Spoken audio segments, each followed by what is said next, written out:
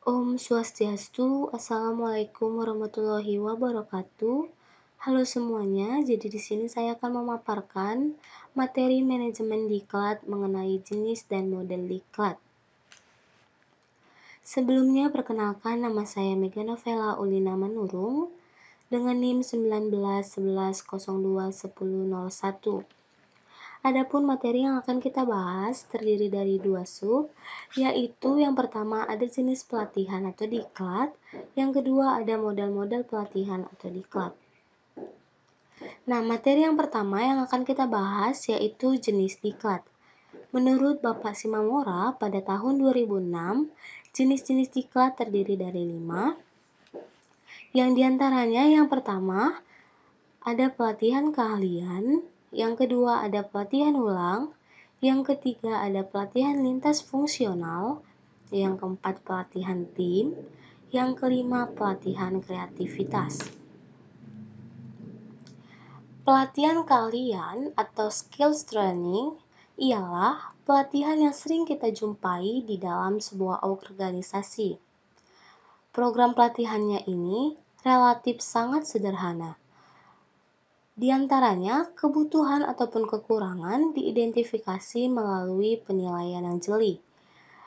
Kriteria penilaian efektivitas pelatihan juga berdasarkan pada sasaran yang diidentifikasi dalam tahap penilaian. Yang kedua, pelatihan ulang. Pelatihan ulang atau retraining ialah subset pelatihan keahlian. Pelatihan ulang ini berupaya memberikan kepada para karyawan keahlian-keahlian yang mereka butuhkan untuk menghadapi tuntutan kerja yang berubah-ubah. Seperti tenaga kerja instansi pendidikan yang biasanya bekerja menggunakan mesin ketik manual, mungkin harus dilatih dengan mesin komputer ataupun akses internet. Yang ketiga, pelatihan lintas fungsional. Pelatihan lintas fungsional ataupun cross-functional training merupakan dapat melibatkan pelatihan karyawan untuk melakukan aktivitas kerja dalam bidang lainnya selain dan pekerjaan yang ditugaskan.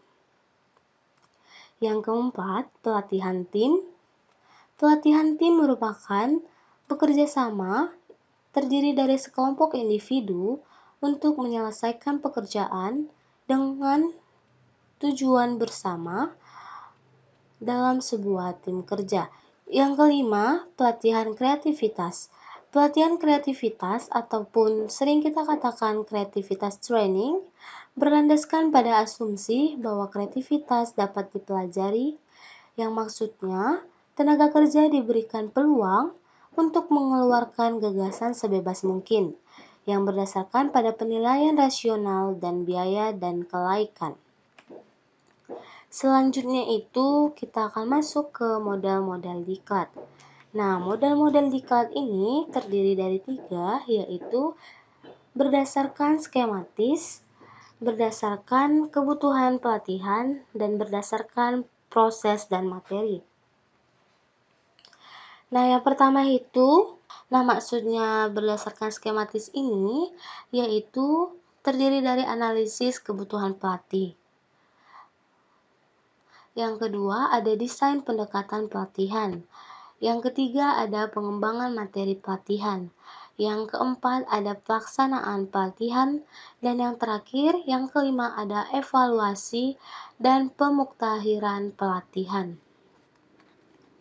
Nah, berdasarkan kebutuhan pelatihan, terdiri dari 3, yaitu yang pertama ada model induktif, yang kedua ada model deduktif, dan yang ketiga ada model klasik.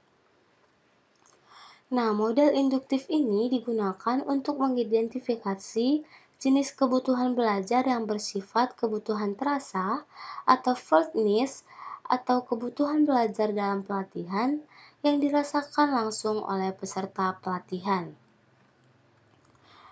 Kalau dia model deduktif, ialah dapat mengidentifikasi kebutuhan pelatihan yang dilakukan secara umum dan sasarannya sangat luas.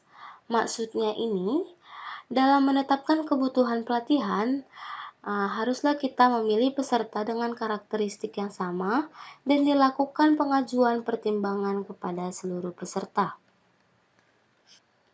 Yang ketiga yaitu model klasik. Nah, model klasik ini ditujukan untuk menyesuaikan bahan-bahan belajar sesuai kurikulum dengan kebutuhan yang dirasakan peserta pelatihan, dengan tujuan untuk mendekatkan kemampuan yang ada dengan kemampuan yang akan dipelajari, sehingga tidak ada kesenjangan pada peserta dalam mempelajari bahan yang baru. Selanjutnya ada berdasarkan proses dan materi. Nah, berdasarkan proses dan materi terdiri dari 3, yaitu yang pertama ada skill training for the job, yang kedua ada pengembangan strategi, yang ketiga ada training design and evaluation model.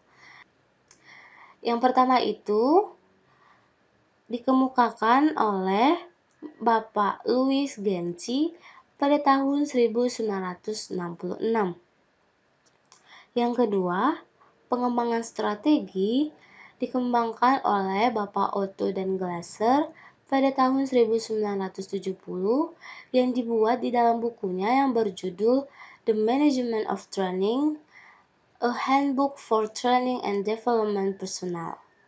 Yang ketiga yaitu Training Design and Evaluation Model yang dirancang oleh Bapak Parker, di mana beliau mengembangkan model rancang bangunan latihan dan evaluasi, atau yang disebut Training Design and Evaluation Model,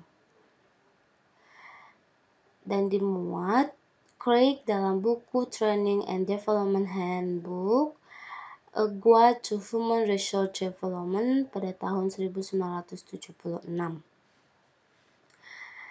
Nah, teman-teman, sekian penjelasan yang bisa saya sampaikan. Kurang lebihnya saya mohon maaf. Terima kasih, sampai jumpa kembali.